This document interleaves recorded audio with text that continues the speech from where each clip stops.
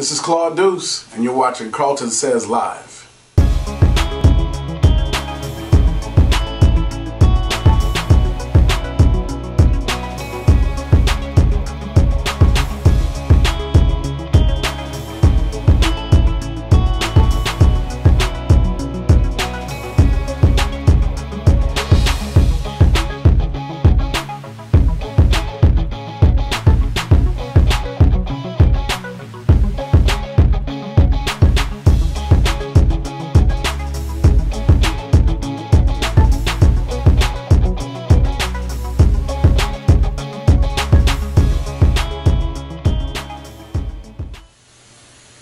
Yo, what's up? Happy Friday. Another great Friday here. KARLTON Says Live. We thank you so much for joining us today. I'm Carlton. I'm Tamika. And I'm Terrence. The DJ I am is in the building. Of course. Of course, with a long intro. Okay. We missed you last Friday, Tamika. Oh, I missed y'all too. I was like stalking y'all. What? Yeah, I had to watch y'all and see what was going on. Oh, okay. I'm about to say, what? Stalking is not cute. I was slick. Cyber stalking. Yeah, I was cyber stalking. Okay. The show was good though. The show was good. Renetta was a great. Awesome. Did she do good with Black History Moment? She did. Okay, she good, did. good. She kept it going. Because I told her, I was like, you're going to have to fill in so we're not going to be here. Okay. She did right. She did right. Cool, awesome. Well, we got a lot of jam-packed shows. We had a lot of jam-packed shows lately, which is great though, because that means you guys are watching. So that's awesome. And of course, we want to continue our efforts in promoting independent artists. So definitely want to keep doing that, supporting the arts and everything that we do. So today we have on the line R&B singer Shae Williams. She's here with us today, and she's going to talk about her new project. So Shae, how you doing today? I am doing great. How are you guys doing? We're doing awesome. We're doing awesome. Thank you so much for calling in. We're really excited about talking with you today about your music. But of course, we always want to start from the fundamentals, start from the beginning. Like, how did you get started singing? What inspired you to say, "Hey, I wanna do this singing thing"? Yeah, my mom always took me and told people singing. And when I was a young girl, I always was music supply director and stand behind her. Always wanted the mic. So I think it was just something that was just natural. And I just could not stop doing it ever since I was a child. She could never get me to shut up. So it's something that I just can't live without. Yeah, it's a passion thing. I understand. I definitely understand that. Definitely a passion. Definitely a passion. Definitely. Awesome. Okay, Shae, so growing up you said that it was something that you just couldn't live without. Can you tell us some of the people that inspired you to get started with your singing? Some of the, I could say it again, please? Some of the people that inspired you to get started with singing. Well, my choir director, when I was about 5 years old, she gave me my first solo. And I started singing His Eyes on the Sparrow. And that's what really kicked it off. And when I got into middle school, my choir director, I had more of a gospel background until I got into middle school. My choir director had me from middle school to high school. And she gave me that classical background. And also she would make me listen to Whitney Houston and Mariah Carey and Lauryn Hill. And I would have my mom at church, and my choir director was the classical and with pop singing, and it just all came together. And you know, those women inspired me. Whitney and Stevie Wonder and stuff, they inspired me to be a positive woman and to always think that way. And my mother taught me to be that way. So Gladys McKnight really pushed me. And when she always had me on that stage, the choir concerts and everything, there was never a time when I had this fear that I couldn't do it. I wanted more every time. I love being on stage. Awesome. Those are some great names. Like I said, Whitney Houston, Mariah Carey, Lauryn Hill. Those are definitely some great people to follow on as far as getting inspiration is concerned. Now, let's talk about your latest project, your single, "Ready," that you have out now. Tell us about that. Like, what's the concept of "Ready"? Where did that come from? You know, I kind of struggled for a long time on what I really wanted to do in life. Ready first initially came from a relationship. That's how it was birthed. That's how it came. And that relationship was not really where I wanted it to be. So I pushed the song to the side because I was writing from my heart. So the first verse and the chorus just sat there for a while. And then music, I kind of backed away from it because of things that were going on. And when I began to tour with the stage play and I was on stage again, I knew that that was my world. So I let music inspire me. And when I went back to finish writing the song, my love was music. And so the song is so wide open. It talks about relationships, but you didn't have to be ready to get anything. Like anything that hits you in life, be ready for it. Move on. Let it go. Let it go. Let the hurt, let the pain go. If it was a marriage, if a relationship, someone that done something to you, if you have something that you work hard for or someone and you want it, you go for it. And you just have to be ready to do that. And I was ready. I was ready for my career. I was ready for my life to just go where it needed to go. And I'm so ready. I don't think it takes now. I feel about the song. Okay, Shae. Well, speaking of ready, are you ready to tell us when it's going to drop?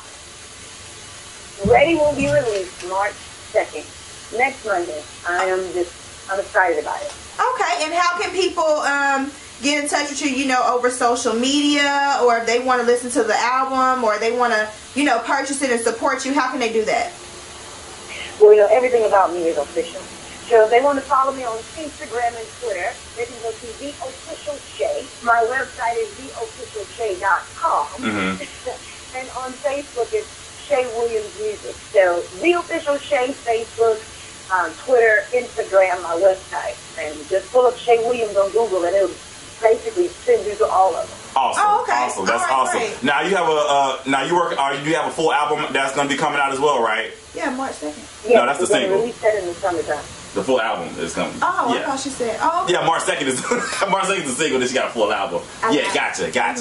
Well, we look forward to hopefully meeting you one day, Shae. We're really excited. Thank you again for calling in, and we really appreciate. Wish you the best with Ready and all your ventures, and we're just really excited about everything that God is doing for you. So that's awesome. Keep up the great work. Thank you. Keep me in your prayers, and I really appreciate your time today. No problem. You have a good remainder of the day. You too. Okay. To open up to you, yeah. To give my heart to you, baby, I'm ready. So we're ready. That's awesome. I love when people are enthusiastic and excited about what they're doing. Yeah. That's awesome. Because if you're excited, I'm excited. Yeah, it gets everybody else, gets the people moving. Right. Yeah. Exactly. All right, so moving on now, you guys know the Oscars was the big thing last weekend and everything that's going on. Now, of course, a lot of people wanted Selma to win some things. Didn't quite really go that way, but Common and John Legend won for their song. Yeah, they did. So, and they did a great performance. And they did a great acceptance speech. Awesome. I loved the acceptance speech. I just love the fact that you can accept something, you can thank God. Let's remember to do that, people. And you can also say something positive and something impactful, you know, instead of just thanking 100 million people that no one knows. You're really saying, I mean, let's be real. I want to thank this person, that person. Who? We can go without it. I understand you want to thank them, but you know, just using that platform to say something positive where people normally probably would not listen to you. So I really respect their acceptance speech. I really loved it. And speaking of Oscars, Monique, comedian and actress, she came out recently saying that she feels like she's been blackballed. And for people who do not know what blackballed is, it's pretty much like you're kind of ostracized from a community. And if you guys have noticed, because Monique won for Best Supporting Actress for her role in Precious. And if you haven't noticed since then, you haven't really seen her. Yeah, then her show went off the air. Right, she had to talk show on BET. Yeah, that came after she won. And that was gone. Yeah. So, here's the thing. According to an article, she had a conversation with Lee Daniels, who was the director of Precious, who also is the creator of the hit show Empire. Then Lee Daniels had a conversation with Monique and basically was explained to her why she's not really known, like being used anymore as far as an actress is concerned. And he said that because of her demands during the filming process of Precious, Hollywood doesn't really want to have anything to do with her. She didn't really play the game. Okay. So that's pretty much why he was saying that's what he feels, that's why she's not really doing anything. Because you would think that she would possibly have a role on Empire, right? Right. I mean, because they have such a close relationship. Because Precious is on, her name's not Precious, but Gabby's on there. Silabe's on there. You know, from my understanding, I read an article, Lenny Kravitz is going to be on season 2, possibly. He is. So, I mean, it's like he still shows love to people he's worked with, but you would think Monique would possibly have some type of I heard there'll be some other guest drop-ins too from people that played on The Butler. But not Monique though. It's like no Monique. And Monique wasn't even, like I understand Monique was supposed to be a part of The Butler, but they decided the executive decided to go with other people. Yeah. So it just shows you that your actions there are consequences with your actions. Like, so basically, what did she say back? What was her rebuttal to what he was saying? Is she saying that he blackballed her? Is that what she's trying to say? I don't know exactly what I don't know what she's trying to say. I just think that she's now starting to second guess or second think some of the things that she decided, because again with her talk show on BET, from my understanding, an article that I read, BET executives wanted to help her with her image, because for those of you who watched her show, a lot of the critiques of her show was that she was really loud and she was always yelling all the time. Yeah, you know what I'm saying? Extra, real extra, and especially at night, like it's a certain amount of hype that you need, because if you're laying in your bed and you're watching a show at 11 o'clock at night, like the late night shows, you want to hear jokes and you want to see some stuff that's going to keep you up, but you don't want to hear all that screaming in your ear because you're still toning down for the day. And that's really what threw me off with her show. It was just too much. I like her, but it was just too much. I couldn't. Right. But they were saying because this BET executives wanted to help her tone down a little bit, but she was like, no, it's either my way or the highway. They decided to take the highway. And then BET canceled the Monique show. So I guess it's kind of like a pattern. And I always say this: if something's happening 2 or 3, 4 times, you need to look at the common denominator. Yeah. And that common denominator is you, obviously. Right. So I think. I agree with you. I like Monique. I loved her on the Parkers. I think she's funny. She's a funny comedian.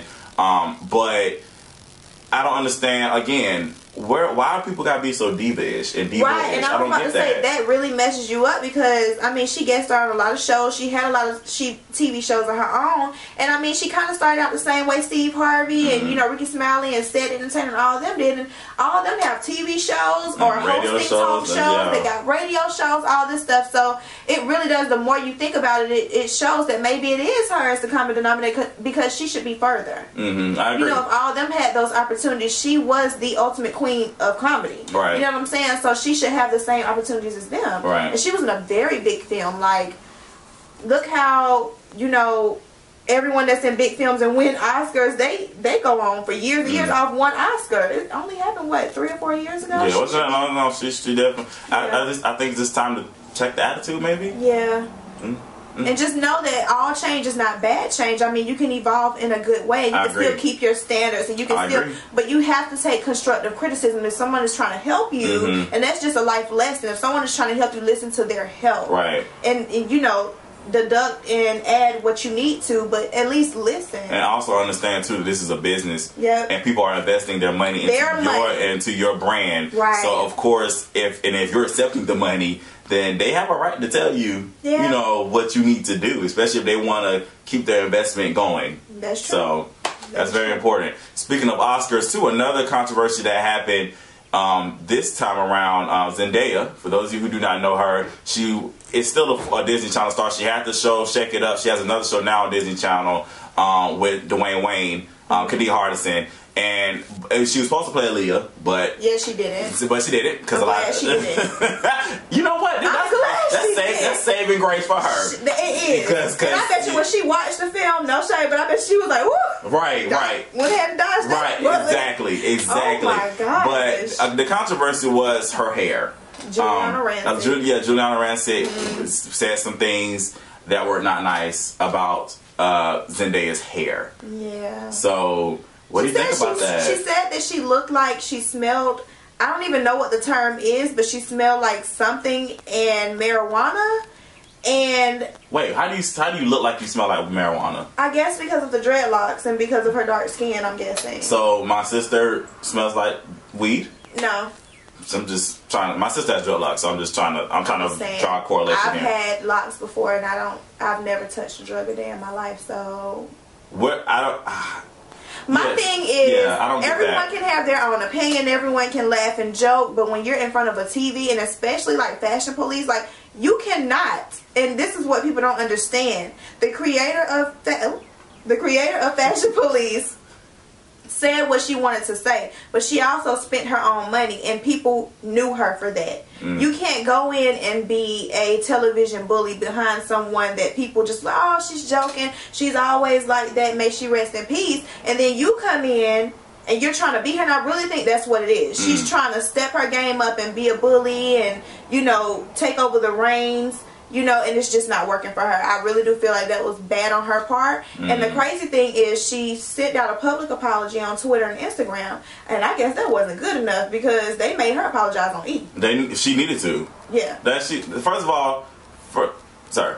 I'm sorry. I was just going to jump in. I thought Terrence I was like, what happened? I was getting ready to jump in. Okay, go ahead. But to me, it just sounded like one of those points where she was just trying to be funny and the joke went and it went bad. Power fails. That's what I think. I mean, from what I looked at and from what I observed, and even from the apology, it still seemed like it was a joke that just went bad. I just think, again, my thing is Zendaya's a child. I mean, she's young. She's a child, yo. Like, I mean, I get she's out there, but she's still a child. And I just, if I was a parent, I would have went off. I'm just saying, that's just first, me. I feel like it was done in a tasteful manner. It wasn't all over the place. It wasn't messy. It actually looked nice with what she had on. That was her choice. I mean, when people come with spiky hair and mohawks, we don't say they look like they're on an acid rush. You get what I'm saying? So I just really feel like Terrence said, that it was a joke gone bad. I watched Juliana and I actually liked her and Terrence together on E! That's one of the shows that I really watch and admire. And I just don't think that she has a bone, like a racist bone in her body. So many people are saying that it's racist. Yes, it came off as racist, but let's just not be that deep. Let's not be that deep, because we all tell jokes off camera. We all say things and then we think about like, oh, maybe shouldn't have said that. You know, and she just shouldn't have said it while the cameras were rolling. Let's just be real.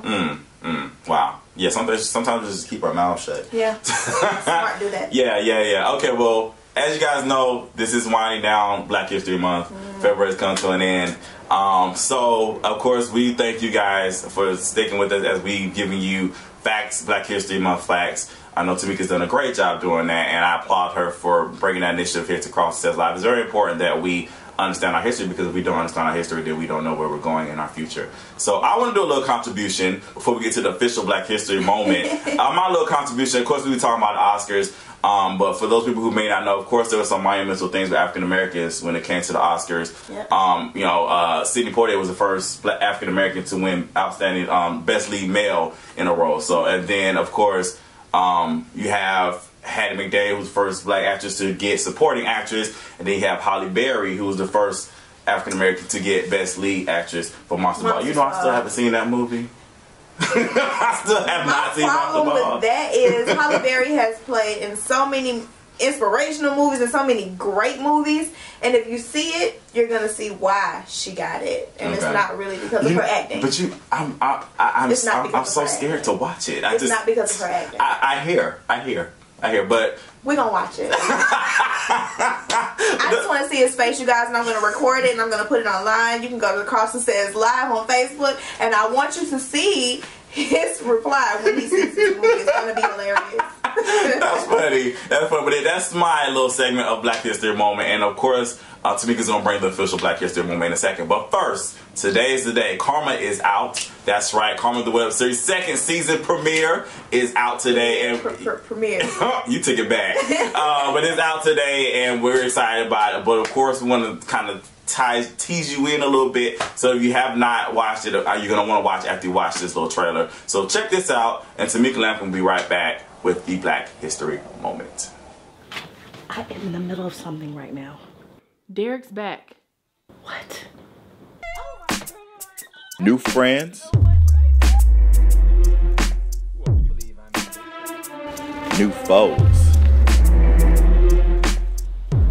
Same drama. Hi, Marcus. What do you want? Better not take your lying ass back. Karma.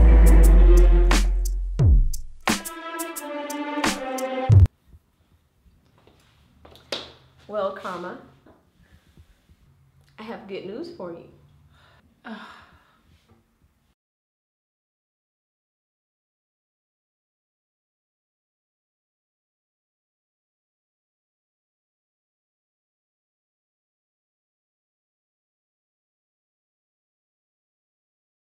And we're back with your Black History Moment. It is the last week of Black History Month.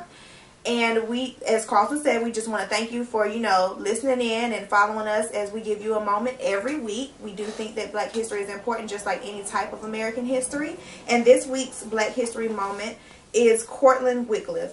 On May 30th, 2013, at the age of 22, he became the youngest African American to graduate from Harvard Law School. Courtland graduated high school at the age of 16. He completed his bachelor's degree in bioengineering at the age of 19 at Rice University, and at that time he was the youngest African American engineer in the United States. In addition to his academic accomplishments, Courtland is a member of the Greek Divine Nine. He also has been a strong community advocate. He mentors, he tutors, and he encourages middle and high school students. He has a boys program that he helps lead young men, and he also pursues to be a role model in the future. He has 2 different organizations that he heads over for young men and young women. He is now enrolled at Texas A&M University to complete his PhD in engineering, while planning to play a significant role in the growth effort of biotechnology in Texas. He's helping out with the oil rigs. He's helping to convert, how everyone's trying to go green, so he's converting the energy from oil into sun energy. So I just think that that's really cool. He's probably going to be working with cars very soon. And we just want to highlight Black history and what's being made today and every day, and especially education, because education matters. Teach your children, teach yourself, try to educate yourself every day. Dedication is the key to success. And once again, remember that as we close out the month, that Black history is celebrated in February, but it's something that we should learn every day. Thank you. I'm Tamika, and this is your Black History Moment. All right, thank you, Tamika, so much for that Black History Moment. We definitely appreciate that. Now we are to our second guest of the day. I told y'all we have a jam-packed show. Today, I'm honored to have this man right here sitting on this couch on KARLTON Says Live. I'm talking about the man, the legend, Mr. Claude Deuce. How you doing today, man? I'm doing well. How are you? Good, good. Thank you for joining us today, man. Pleasure to be here. Awesome, awesome. Now, Mr. Deuce, people who may not know who you are and everything, just kind of give us a little brief background of your history as far as like how you got started in the music and everything, because this man right here is a gifted singer, songwriter. Man, this guy's awesome. But definitely just want to give y'all a little highlight about what this man does. Well, I don't know, man. I guess I can just kind of credit my start in music to my mom. She's a wonderful singer, songwriter as well. And, just growing up in that environment, I was just exposed to it early, so I had no other choice but to kind of walk in it. But I've been blessed to do a couple things in the gospel side of the industry, and even in mainstream here recently. And so God's just been good, man. I'm honored. That's awesome. That's awesome. Now, as far as you talked about, you said mainstream and gospel, but was there ever a point where you just felt pressure that you had to do gospel, or did you feel like you were kind of free to kind of venture off and do other things if you wanted to? No, I never felt pressured to do gospel. It was just that's just what I wanted to do. And once again, that's just the upbringing.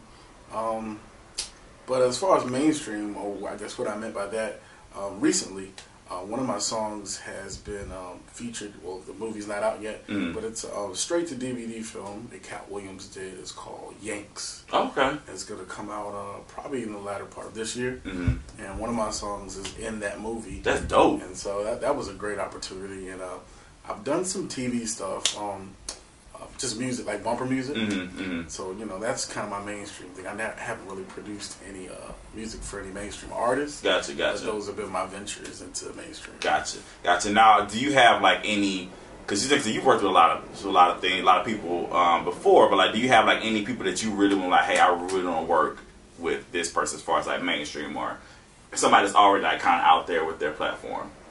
Honestly, man, I would love to. What's the new guy? Ed. Oh, I know you're talking about, yeah. Sheeran. Yeah, I know you're talking about. Right. I know you're talking about, yeah. I love his voice. I heard him on the Grammys, and I was a little late. I was a little late to that party. I was like, hey, I need to get up on this guy. And I loved his performance. And of course, at our church, we actually took Sam Smith's song Stay With Me. We made it gospel.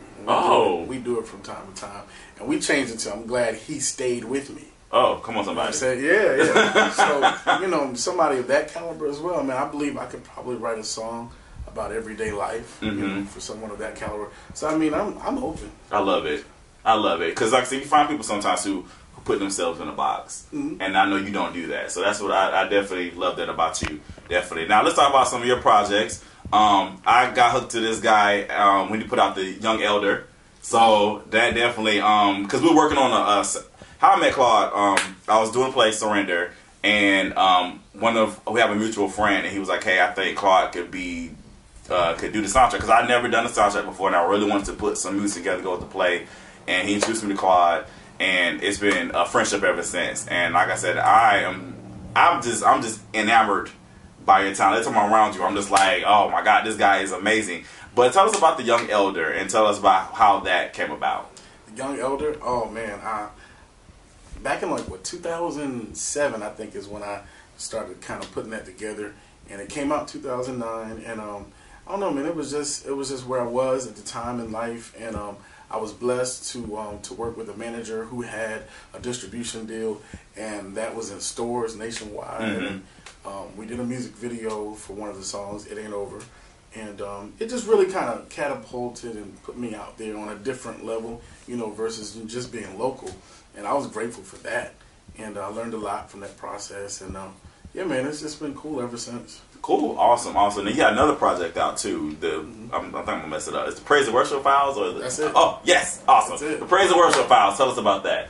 That came out last summer, and God just kind of took me a different way. Young Elder was like urban gospel. You know, you could probably listen to it and hear some hip hop influence, some R&B influence in that, but still that strong gospel message. But with Praise and Worship Files, this was more like music that you would hear on Sunday mornings that your praise team could do or your choir could do, and that's kind of where God has me. So, you know, I don't know the name of the next project, but I know I'm working on some stuff now, and it's kind of along in that same vein. So, yeah, that's the difference between those two projects. But Praise and Worship Files, man, I love it because it's just, you know, what you can do on Sunday morning. Right. That's awesome. Now, speaking of Sundays, Claude not only is a singer-songwriter, but he also ministers the word from time to time. I follow him on Facebook, so I'll be looking. But you come from a family. Your father's a pastor. But you guys are opening a second location. Yep. So tell us about that, sir, and what is your role in that situation?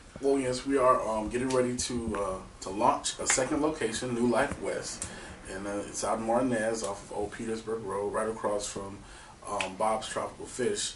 And man, I'm going to be one of the site leaders. We have 3 site leaders. That's what we're calling ourselves. What we are is actually like associate pastors to our pastor, and we're going to kind of oversee the work, and we're going to start out with life classes first, you know, we're just going to grow it and really work that community and let them know that we're there. And, you know, I really believe God's going to bless, man. And that's a different dynamic than the music. And I actually love that more because I feel like music is just another tool that I could use to bring people in. But I love speaking directly to situations and to issues that people face, you know. I love that. And it's just a surefire way to connect with people. I love it. I think that's awesome. I think it's awesome. Like I said, you're getting out there and you're impacting the community. I think we need more of that. So I think that's great. That's great. Now back to the music. For anybody because you know there are people out there who definitely want to do what you're doing. Do you have like a word of encouragement for people who want to get into singing or songwriting? Like just something that you can kind of share from your experience? Yes, definitely. When it comes to singing and writing songs and trying to make a career out of it, you definitely need to do your homework. Glean from someone who is already doing what you want to do. Glean as much as you can from them. Find out what conferences or like songwriting clinics are happening either in your city or in a major city that's near you, and go invest in going to those things so that you can learn, because that's really what it's all about, is learning about what you're entitled to as a writer or as an artist, so that no one can quote unquote, you know, pull a fast one on you, you know, because there's a lot of shady things in business, and you know, that's what it comes down to. Even in the gospel music industry, it's a business, it's an industry. And so a lot of times people are qualified to hold jobs on these labels. They may or may not know the Lord. But it's their job to work in an A&R department. It's their job to work in, and so, their intent may not be like yours. You may be pure in your approach and your intent in writing about the things of God. But the people who are handling the business, they want money to come in. And so, you got to know what you're entitled to. And that would be my word to anybody that's looking to get into it. Just educate yourself as much as possible so that you know what your right is as a writer, and also that you just learn the business so that you don't do anything reckless that will cause you to set yourself back a few yards. Gotcha. Always gain. Gotcha. That's awesome. That's a great word. Y'all listen to that because it's very vital. Definitely. But Claude, thank you so much for joining me, man. We definitely appreciate you. But we're not done. We have one more thing I need you to do. I need to. You mentioned It Ain't Over. Yeah. And we want to see that today here on KARLTON Says Live. So I want you to look into that camera right there and you're going to throw it to your video. All right, this is Claude Deuce. We're right here, KARLTON Says Live, and you're about to watch It Ain't Over from The Young Elder by Claude Deuce. Just because you messed up one time, it ain't over.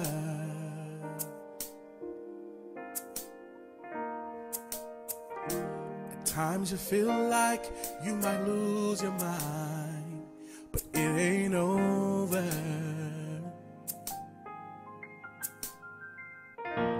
When people turn their backs on you and lie to your face, it ain't over. No, no. The enemy brings discouragement along the way.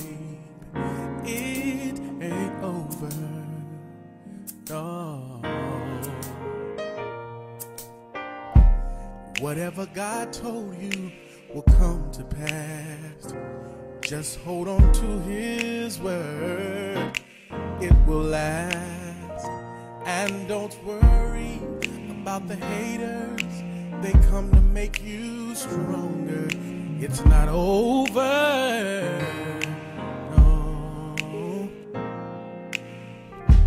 Times will get tough in your life, but it ain't over. Oh no. Foreclosures are at an all-time high, but it ain't over. See, I know sometimes you can't see a way, but it ain't over.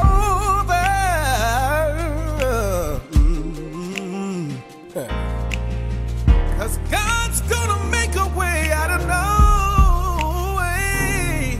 It ain't over. It ain't over.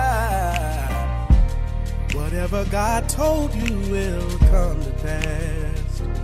Just hold on to His word. It will last. And don't worry about the haters. They come to make you stronger. It's not over. Whatever He told you will come to pass. Just hold on to His word. It will last. And don't worry about the haters. They come to make you stronger. It ain't over. Hey, it ain't over. It ain't over.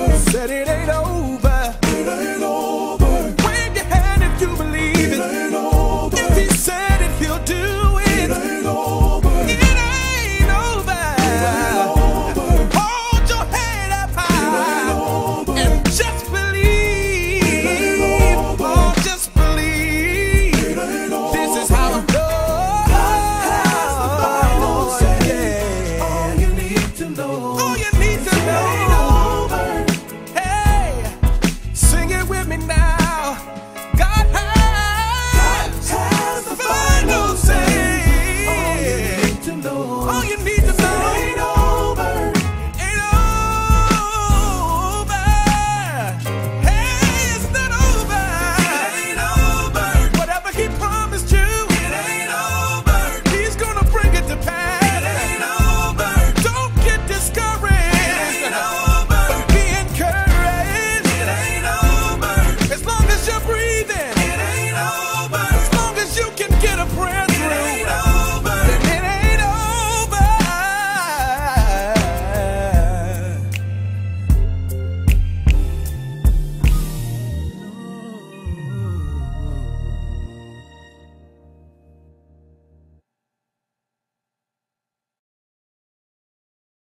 All right, you guys just watched Claude Deuce, It Ain't Over. Very inspirational song. I love that guy. He's an awesome guy. Definitely. He's a great speaker too. Like I thought, usually people come in here and they're nervous and stuff. He just was really calm and he really knew what he was talking about. Yeah, he's not new to this. He's true to this. Yeah. As and my his Jackie music Christie is voice. really good. Like I've been following him for years.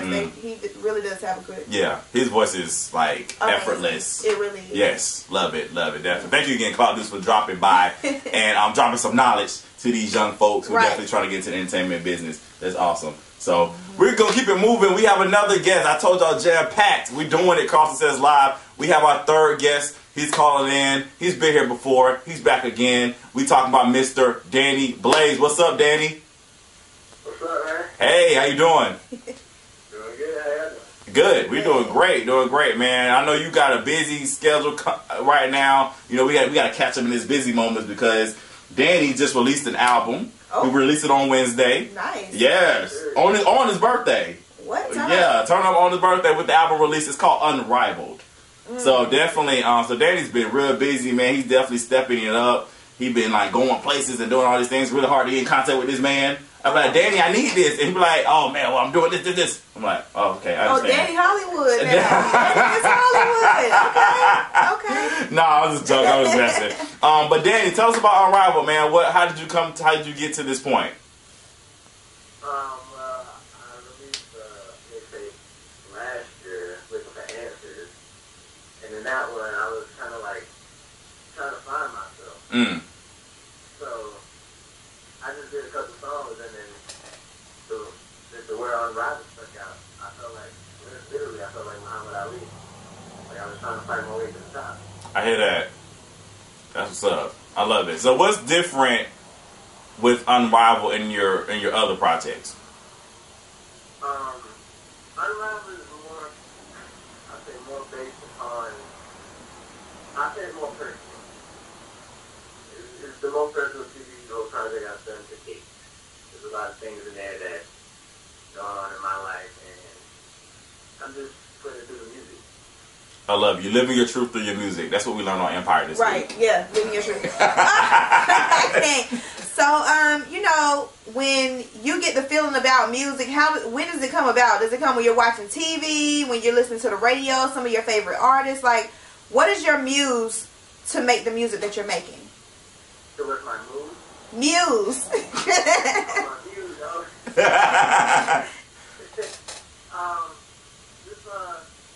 I get inspiration from other artists.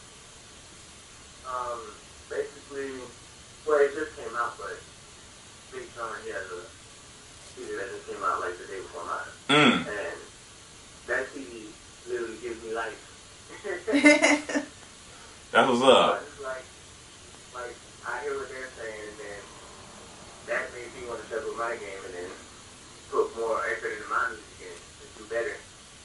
Oh, that's what's up. I love when people grow. I think growth is very vital. It's very important. I don't like people to stay stagnant, especially when it comes to music. I think your music should reflect where you are and where you are in life. So definitely, I definitely applaud you for that. Well, Danny, we're not gonna keep you, man. The reason why is because Danny will actually be here next week. He'll actually be here in person on KARLTON Says Live. We can discuss more about Unrivaled and everything. But not only that, we will be making history because KARLTON Says Live will have his first live performance next week. Oh, yes. And Danny Blaze will be our first live performer. So he'll be performing a song from his new project, Unrivaled. Okay. I'm looking forward to it. That's going to be fun. I know. I'm excited. I love when we do new things. Yes, I do too. Switching it up. Okay. Surprise together. Danny, last question. If people want to purchase Unrivaled, because y'all, we do want to support, I think that's very important. We support our independent artists. If people want to cop Unrivaled, how can they do so, man? If people want to get your album, Unrivaled, how can they do so? Well, right now my contact is www.facebook.com/IamDannyD3. And if you send me a message on there, I can send you a physical copy. Yo, where my physical copy at? I know I got you. That's what's up. That's what's up, man. Well, Danny, thank you so much, man, for calling in, bro. I know you're busy, got some things you got to handle, but we're definitely looking forward to having you here in person on KARLTON Says Live next week. All right, man. You enjoy the rest of your day, man. All right, man. All right, later. Bye. That's what's up, Danny Blaze. Unrivaled. Y'all get that. Y'all cop that. Hit them up on Facebook. Y'all, we need to support. I think that's very important. Yeah, it is important to support. It's exactly. Speaking of Danny, today's Friday. Of course, on Friday you do Flashback Friday. So today we're gonna go to our next video, which is Danny Blaze. This is a throwback from back in the day, and it's Slumdog Money. You've seen it before. See it again. And after this video, we'll be right back.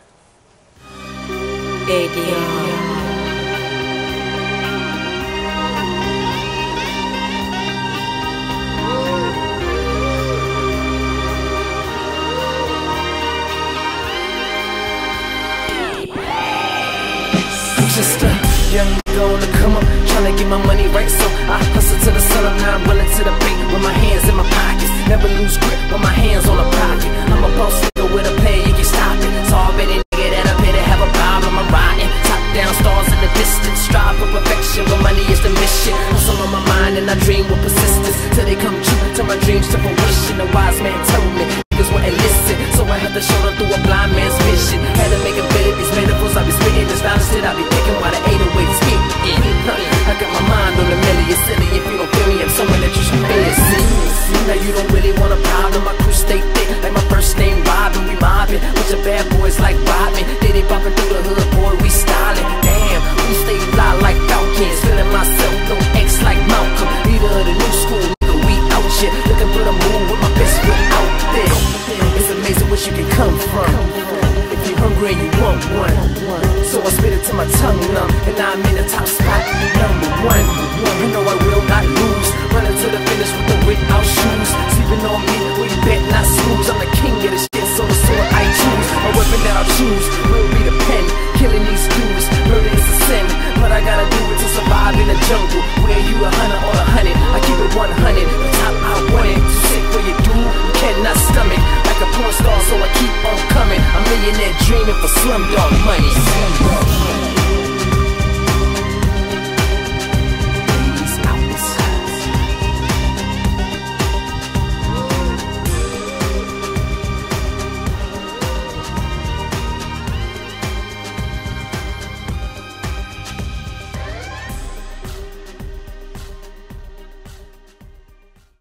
All right, that was Danny Blaze, Slumdog Money, and again, he will be in the building next week to perform live. I'm excited. I'm looking forward to it. I am too. I'm excited. Y'all get that Unrivaled though. Y'all get that definitely. Last topic of the day, I want to discuss, because this seems to be a pattern going on here in recent years. It seems that women are getting a little impatient when it comes to taking the next step with their man, meaning that they are getting down on one knee themselves and proposing to their boyfriends.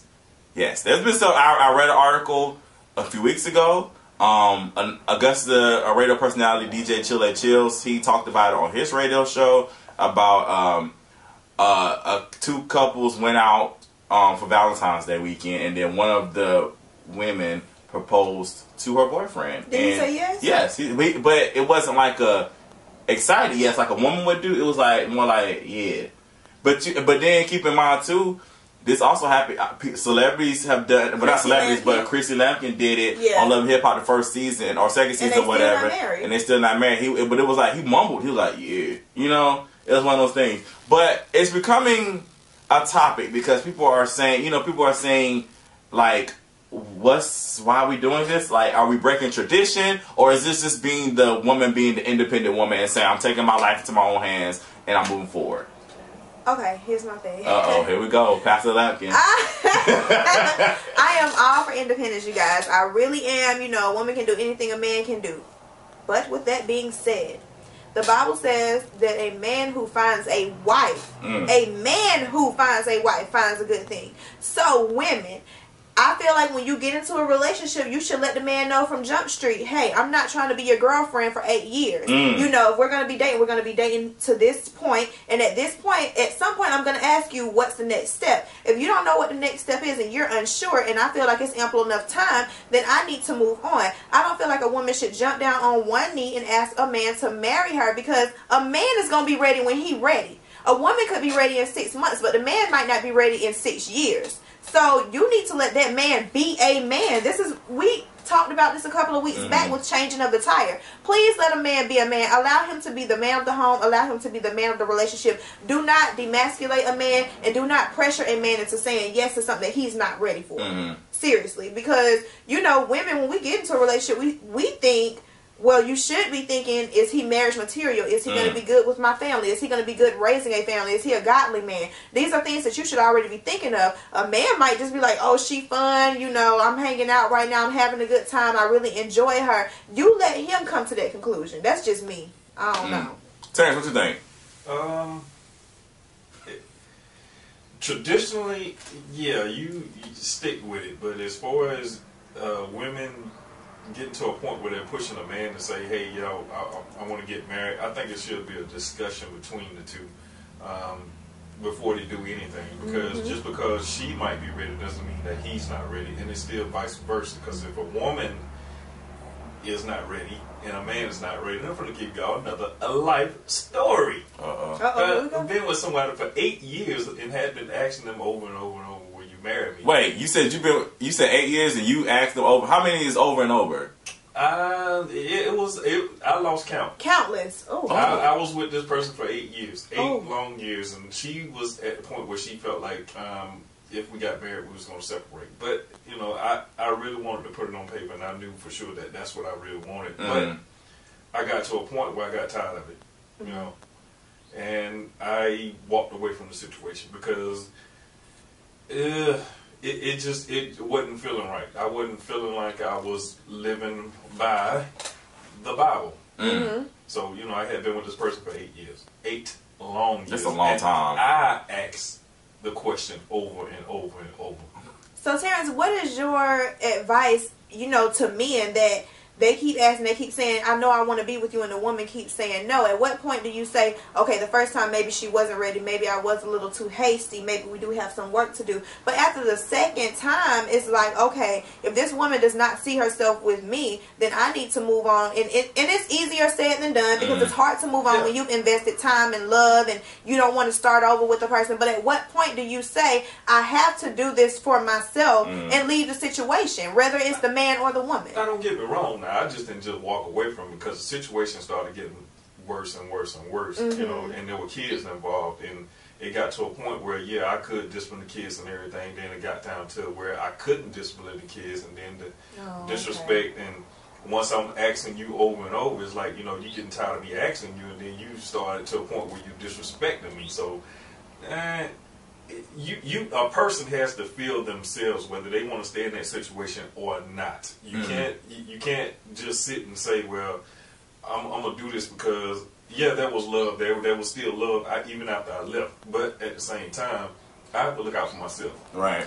Okay, so question: if, let's just say, both of you guys are in a long-term relationship, say y'all been dating about 1.5 years now, and your girlfriend walks up to you on Valentine's Day or just right now and gets on one knee and say, baby, I want to be with you for the rest of my life, whoop de whoop, bleep de bleep, and we need to have a family, will you marry me? What would you guys say? I'm gonna let Terrence go first, because I want to end it. First off, what I would probably do, I would probably just say, hey, yes, if we're publicly, I'll go for it, but if we're behind closed doors, I don't think that would matter, because at the same time, I would flip the situation knowing that this woman is ready to marry me, and if I'm feeling the same way about her, then yes, I would reverse it and do it in public. But if she gets on, instead of embarrassing her and telling her no or try to get her up, no, I wouldn't do it. I just let her go through the process, and then we'll talk about it later. But what would you, when you talk about it later, what would you think about her? What would you say to her? Do you think that's acceptable is what I'm asking? No.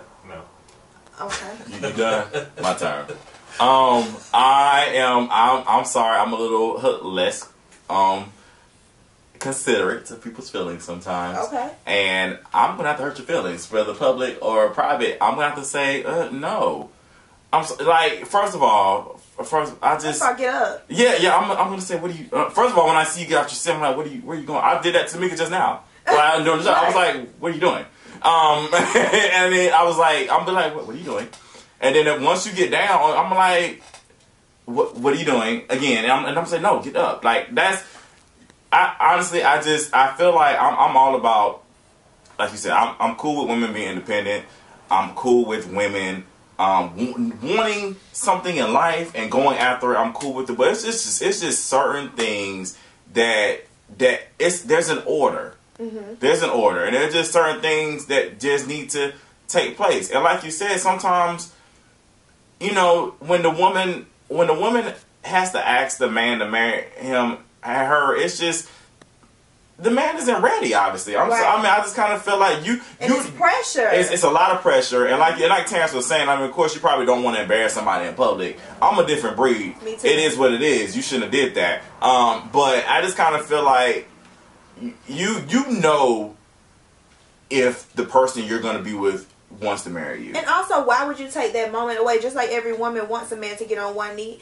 Every real man wants to get on one knee, pick out that ring, you know, go the extra mile for the woman they want to marry. That's what they want to do. Yeah. And it's just like, why would you want to take that moment away from them? I just think that you know that, like you said, that conversation, I'm not saying it should happen the first date, but when you get to there gets to a certain point in time in your relationship when you know, especially as adults, when at our age, you know, okay, that person is ready, wants to get married eventually. Mm-hmm. I'm not saying I'll get married tomorrow, but I'm just saying, you know, okay, I can spend the rest of my life with that person. But set standards. That's what we're saying, is set standards. Because if you don't stand for anything, you're gonna fall for any and everything. Yep. So. And I'm gonna say this publicly.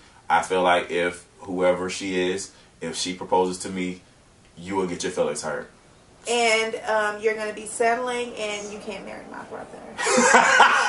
So just she told me that. Okay, so I had said, right, I did say an exception. I said it like if somebody like, you know, Tika Sumter would propose to me, I'd be like, yeah, of course. And I told him that no matter how beautiful they are and no matter how rich and everything they have going on, you do not want to be with a woman that's going to settle. We're going to higher heights. We're doing bigger things. And you don't want a woman that's going to settle. So if she's settling by getting on one knee and asking you to marry her, you need to rethink what type of person this is. I'm just saying. Don't tell me she asked, because just don't tell me. What you saying? You saying she might be controlling? No, what I'm saying is that she's settling because Carlton is a man, and if you're dating a real man, then you should know that when this man is ready, he's going to ask you to marry him. You should know who you're dating. So you're trying to rush into something, you're trying to hurry up and settle down and all this stuff, and it shouldn't be like that. And no woman like that needs to be with him. Oh, she's all right. And that's that. And that's Carlton Says Live. That's the end of that. See you next week, y'all. Y'all be blessed. I'm done. I can't do that. I can't do that.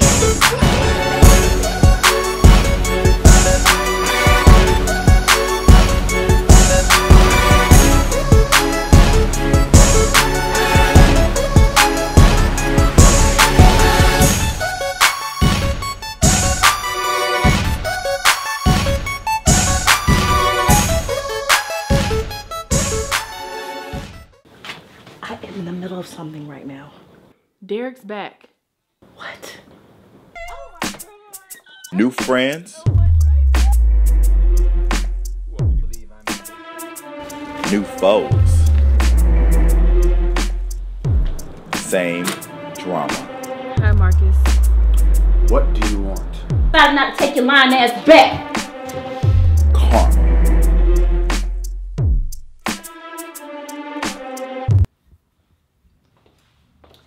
Well, I have good news for you.